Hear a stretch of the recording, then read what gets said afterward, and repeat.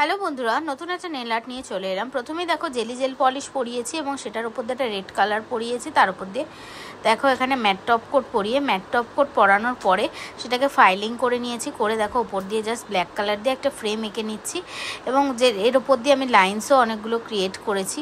যে এরকম খুশিভাবে করা যায়, এটা ওকে যে মানে এরকম কোনো কথা নেই যে এইভাবেই করতে হবে।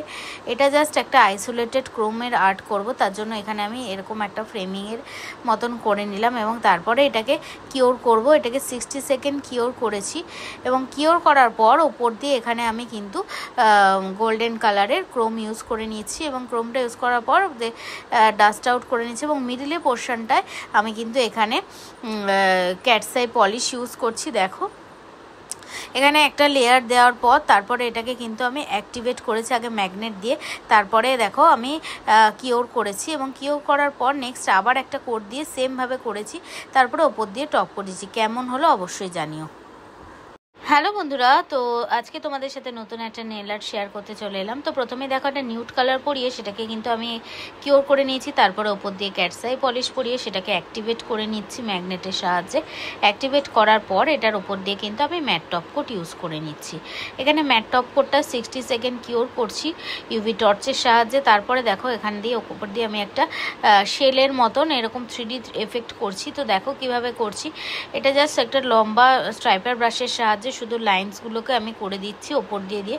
দেখতেই পাচ্ছ এখানে আমি কিভাবে করছি প্রত্যেকটা লাইন্স, এবং এটা কিন্তু দেখতে ভীষণ সুন্দর লাগে এবং খুবই অ্যাট্রাকটিভ দেখতে হয়। তো দেখো এখানে আমি প্রত্যেকটা লাইন্স তোমরা আশা করি বুঝতেই পারছো কীভাবে করছি। করার পর ইউভি টর্চের সাহায্যে এখানে কিওর করেছি এবং তারপরে দেখো ওপর দিয়ে এখানে আমি রাইনস্টোন বসিয়েছি, যেটা দেখতে ভীষণই সুন্দর লাগছিল। আশা করি তোমরা বুঝতে পারছো এবং কেমন লাগলো অবশ্যই জানিও। একদম নতুনত্ব একটা নেল আর্ট তোমাদের সাথে শেয়ার করলাম। ভালো লাগলে অবশ্যই লাইক, কমেন্ট এবং শেয়ার করে দিও।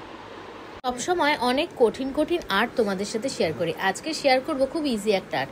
প্রথমেই দেখো এরকম ফ্লেক্স পলিশ পরিয়ে নিয়েছি 2 কোট এবং সেটাকে কিওর করে তার ওপর দিয়ে দেখো এখানে আমি ফ্রেঞ্চ ড্র করছি। আজকের ফ্রেঞ্চটা কিন্তু খুবই সিম্পলভাবে করা।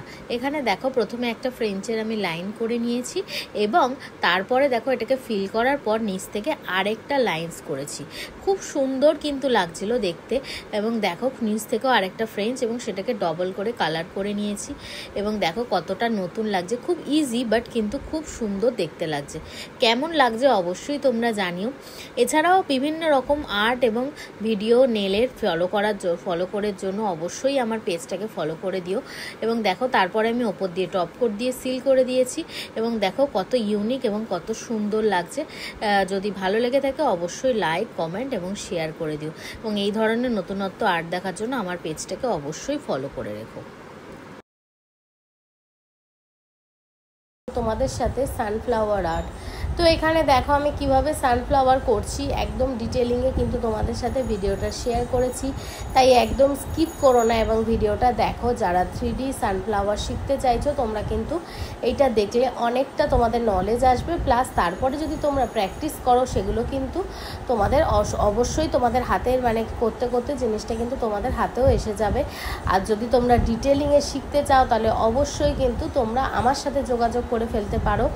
আমি কিন্তু তোমাদের নেলের ক্লাস দিয়ে থাকি এবং সাথে কিন্তু এই ধরনের 3D 5D আর্টও কিন্তু তোমাদের শিখিয়ে থাকি। তো যাই হোক, কথা বলতে বলতে দেখো এখানে আমি কিন্তু পাতার মোটিভগুলো করে নিচ্ছি, কিভাবে করছি দেখতেই পাচ্ছ। আর যত ছোট করবে নেলে কিন্তু দেখতে ভালো লাগে, কারণ আমাদের যদি আমরা ক্লায়েন্টের নেলে করি খুব বড় সাইজের জিনিস কিন্তু ক্লায়েন্টরা কখনোই সেটা প্রেফার করে না এবং তাদেরও হাতে কিন্তু সেটা অড লাগে। যেহেতু আমাদের ছোট জায়গার মধ্যে করতে হয়, আমরা যখন ডেমোতে কোনো নেল করি তখন কিন্তু মানে নেলের ওপর 3D আর্ট কিন্তু আমরা অনেক বড় করে দেখাতে পারি, কিন্তু এখানে যেহেতু আমি ক্লায়েন্টের ওপর করছি তো সেই জন্য কিন্তু আমাকে এখানে মানে মাথায় রেখে করতে হচ্ছে যে খুব বড় সাইজের কোনো কিছু করলে সেটা অড লাগবে। তাই এখানে আমি যতটা পারছি ছোটোর মধ্যে বাট সেটাকে ভালো মতন যাতে সুন্দরভাবে দেখা যায় বা দেখতে ভালো লাগে সেরকমভাবে কিন্তু আর্টটা করার চেষ্টা করছি। তো এখানে দেখো আমি এক এক করে কিন্তু খুব সুন্দরভাবে একটা 3D মোটিভের সানফ্লাওয়ার করে নিচ্ছি। হাফ সানফ্লাওয়ার যেটাকে বলে, যদি আমরা হাফ করি সানফ্লাওয়ারটাকে তো সেইভাবে কিন্তু ফুলটাকে আমি হাফ করে মোটিভে দেখো করে নিলাম। কতটা সুন্দর লাগছে, আমার তো ভীষণ ভালো লাগছে আর আমার ক্লায়েন্টেরও ভীষণ পছন্দ হয়েছে। তোমাদের কেমন লাগলো অবশ্যই তোমরা কিন্তু জানিও। এরপরে দেখো ফুলের সাথে পাতা না থাকলে তো ভালো লাগে না, তাই জন্য আমি এখানে দেখো গ্রিন কালার দিয়ে কিন্তু আবার একটা পাতার মতন মোটিভ করে নিচ্ছি, দেখতেই পাচ্ছ। এবং যেটা দেওয়াতে আরও বেশি ফুটে উঠেছে সানফ্লাওয়ারটা। এবং এখানে আমি ওপরে একটা নিচে একটা দুটো ফ্লাওয়ার করেছি, কেমন লাগলো অবশ্যই জানি।